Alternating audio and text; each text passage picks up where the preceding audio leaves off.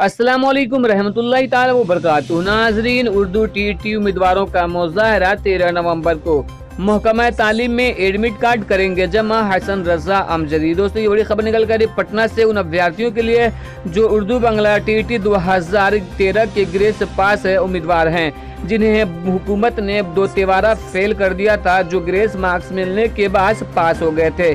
तो पूरी खबर हम आपको इस वीडियो में देंगे, वीडियो को अंत तक जरूर देखिएगा। वीडियो को शुरू करने से पहले गुजारिश है कि अगर अभी तक आपने हमारे चैनल को सब्सक्राइब नहीं किया है तो सब्सक्राइब करके बेल आइकन को दबा लें ताकि आने वाले लेटेस्ट वीडियोस का नोटिफिकेशन आपको मिलता रहे।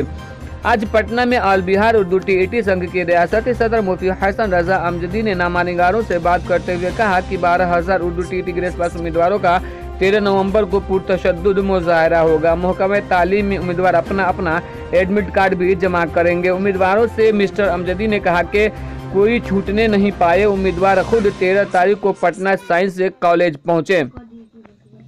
2000 दिनों से उम्मीदवार हुकूमत से रिजल्ट जारी करने का लगातार मुतालबा कर रहे हैं, लेकिन ये उर्दू दुश्मन हुकूमत लाठी चार्ज के सिवा ग्रेस पास उम्मीदवारों को कुछ नहीं दिया।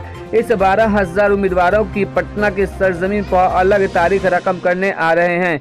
वाज़ेह हो कि कभी भी मुस्लिम MLA और उर्दू टीटी ग्रेस पास उम्मीदवारों का साथ नहीं दिया। इस बार 13 नवंबर को करो या मरो का फैसला हो जाएगा। आगे मुफ्ती हसन रजा अमजदी ने ये भी कहा कि इस 13 तारीख को मुस्लिम तंजीमें भी इस लड़ाई में हिस्सा बनने जा रही हैं। ये आग बुझने वाली नहीं, इंसाफ लेकर ही दम लेंगे। तो ये बड़ी खबर निकल कर रही कि उर्दू टीटी उम्मीदवारों का मुज़ाहरा जो है 13 नवंबर को होगा। और उम्मीदवार आप लोग बार बार पूछ रहे थे कि हमें कहाँ पहुँचना है, तो पटना साइंस कॉलेज में आपको पहुँचना है।